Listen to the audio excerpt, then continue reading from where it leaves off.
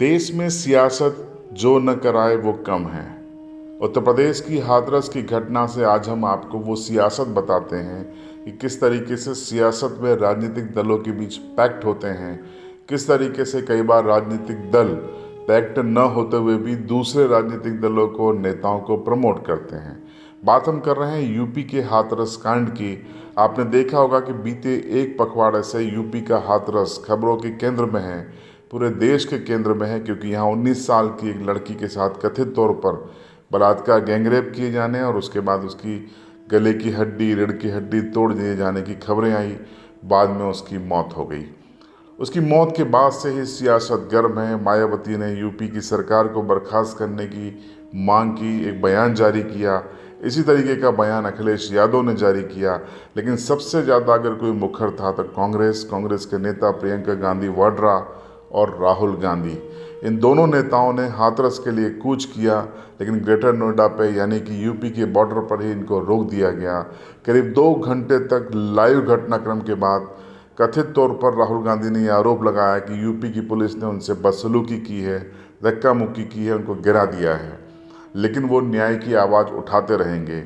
आश्चर्यजनक ढंग से 2 दिन के बाद राहुल गांधी और प्रियंका गांधी को योगी सरकार ने इजाज़त दे दी और दोनों हाथरस के उस गांव में पहुंच गए जहां की वो पीड़िता रहने वाली थी। पीड़िता के गांव में जाने की इजाज़त देना, उसके पहले 2 घंटे की एक हाई प्रोफाइल ड्रामा होना जिसमें कथित तौर पर राहुल गांधी का गिर जाना, सरकार पे आरोप लगाना, उसके बाद 2 दिन बाद इजाज़त मिल जाना, और जैसे ही राहुल गांधी और प्रियंका गांधी की इमोशनल तस्वीरें पीड़ित परिवार के साथ जारी हुई, उसके बाद दोनों नेता हाथरस के उस गांव से निकले जहां की वो पीड़िता रहने वाली थी। उसके करीबन 30 मिनट के भीतर ही यूपी की योगी सरकार ने पूरे मामले में सीबीआई जांच का ऐलान कर दिया। सबसे बड़ा सवाल ये उठता है कि आखिर योगी सरकार इतनी पोलाइट क्यों हुई।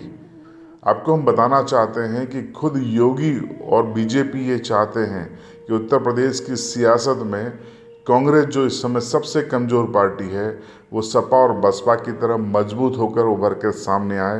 क्योंकि अब जो विधानसभा चुनाव होना है उसमें सभी जानते हैं कि जो दलित वर्ग है, दलित वोट बैंक है, वो मायावती के साथ जाता है। यादव और Muslim vote bank, Yadav vote bank Sapa के साथ जाता है, और जो मुस्लिम वोट बैंक है वो सपा और बसपा में समय समय में बढ़ जाता है।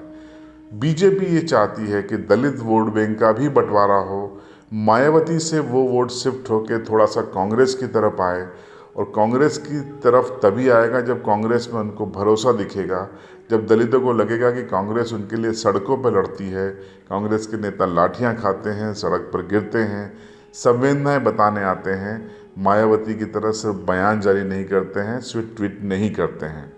यही वजह है कि पूरा अवसर योगी सरकार ने राहुल गांधी और प्रियंका गांधी को दिया। पूरा नेशनल मीडिया का अटेंशन उनको जाने दिया गया। और आप देखिए कि जैसे ही वो मुलाकात करने के बाद निकलते हैं, सीबीआई जांच का ऐलान हो जाता है। संदेश साफ है। दलितों को ये संदेश देने की योगी सरकार ने कोशिश की कि राहुल गांधी और प्रियंका गांधी की कांग्रेस के दबाव में आकर उन्होंने न सिर्फ उनको आने दिया बल्कि सीबीआई जांच का ऐलान किया है। ये सूट करता है बीजेपी को, क्योंकि बीजेपी फिर से सत्ता में वापसी तभी कर सकती है जब दलितों के वोटों का बंटवारा होगा। मुस्लिम वोटों के जो वोट हैं उनका बंटवारा सपा, बसपा और कांग्रेस में होगा। क्योंकि दलितों और मुसलमानों को ये लगना अब ज़रूरी है कि उनके लिए बीजेपी से कौन सी पार्टी ज़्यादा बेहतर तरीके से, आक्रामक तरीके से लड़ सकती है। यही वजह है कि खुद बीजेपी ने प्रमोट किया प्रियंका गांधी और राहुल गांधी के इस पूरे राजनीतिक घटनाक्रम को। हो सकता है कई लोग हमारी इस सोच से असहमत होंगे, लेकिन ये 100% खरी बात है। इसमें पैक्ट है या नहीं, ये एक सियासत का विषय हो सकता है, लेकिन राजनीति में कई बार समय समय पर अपने विरोधियों को मजबूती भी देना पड़ती है, और वही योगी सरकार ने किया है। अब मामला सीबीआई के पास है। सीबीआई जांच के बाद इसमें चार्जशीट फाइल करेगी।